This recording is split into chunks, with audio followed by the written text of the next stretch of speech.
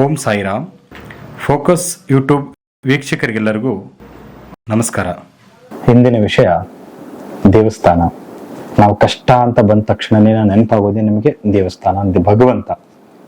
ಆ ದೇವಸ್ಥಾನ ನೆನಪಾದ ತಕ್ಷಣ ಹೋಗ್ಬಿಡ್ತೀವಿ. ಆ ಕಷ್ಟಗಳನ್ನು ನಮ್ಗೆ ಭಗವಂತ ಎಲ್ಲ ಪರಿಹಾರ ಮಾಡಪ್ಪ ಅಂತ ಭಗವಂತನ ನಾವು ಹೋಗಿ ನಮ್ಮ ಕಷ್ಟಗಳೆಲ್ಲ ತಂದೆಯ ಕಾಲಲ್ಲಿ ನಾವು ಇರ್ತೀವಿ.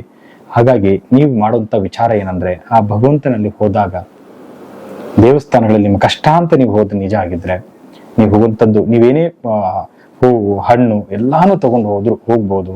ತಾವು ಅಲಂಕಾರವಾಗಿ ಪೂಜೆ ಮಾಡಿ ನಿಮ್ಮ ಶಕ್ತಿ ಅನುಸಾರವಾಗಿ ಆ ದೇವರಿಗನ್ನು ಪೂಜೆ ಮಾಡ್ಕೊಂಡ್ ಬನ್ನಿ.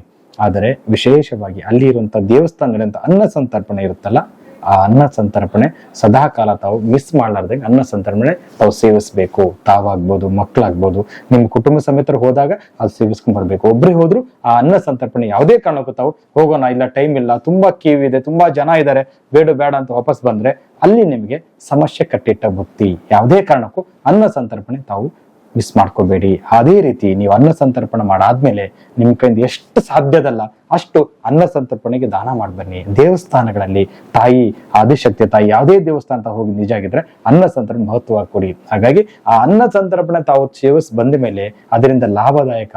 ನಿಮ್ಗೆ ಗೊತ್ತಿಲ್ಲಾರ್ದಂಗೆ ತಾವು ಇಂಪ್ರೂವ್ ಆಗ್ತಾ ಇರ್ತಾರ, ಡೆವಲಪ್ಮೆಂಟ್ ಆಗ್ತಾ ಇರ್ತಾರ. ಎಲ್ಲೂ ಹೋದ್ರು ಭಗವಂತ ನಿಮ್ಗೆ ಅನ್ನ ಪ್ರಸಾದ ತೊಂದರೆ ಕೊಡಲ್ಲ. ಯಾವುದೇ ಜಾಗದಲ್ಲಿ ಹೋದ್ರು ನಿಮ್ಗೆ ಪ್ರಸಾದ ಇಟ್ಟಿದೆ. ನಮ್ಮ ಜೀವನಕ್ಕೆ ಲೈಫಿಗೆ ಮುಖ್ಯ ಆಗಿರೋದು ನಮ್ಗೆ ಅನ್ನ.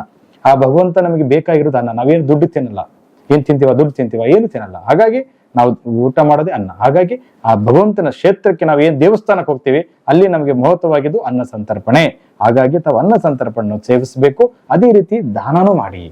ಆ ದೇವಸ್ಥಾನದಲ್ಲಿ ನಿಮ್ಗೆ ಎಷ್ಟು ಸಾಧ್ಯದಲ್ಲ, 100 ರೂಪಾಯಿ ಇಟ್ಕೊಂಡು ನಿಮ್ಗೆ ಎಷ್ಟು ಶಕ್ತಿ ದೇವ್ರು ಕೊಟ್ಟಿದ್ದಾನೆ ಅಷ್ಟೆಷ್ಟು ಕೊಡ್ತೀರಿ ನಿಮ್ಗೆ ಕಮ್ಮಿನೇ ಅದು.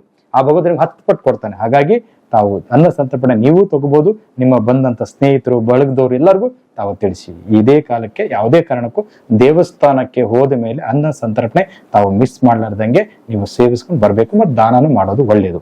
ಈ ಮಾಹಿತಿ ಕೇಳಿದ್ದಕ್ಕೆ ಧನ್ಯವಾದಗಳು. ಇದೇ ರೀತಿ ಪ್ರತಿದಿನ ಹೊಸ ವಿಚಾರ ತಿಳಿಸ್ತೇನೆ. ಫೋಕಸ್ ಯೂಟ್ಯೂಬ್ ಚಾನಲ್ಗೆ ಫಾಲೋ ಮಾಡಿ. ನಿಮಗೆಲ್ಲ ಒಳ್ಳೆಯದಾಗಲಿ. ನಮಸ್ಕಾರ.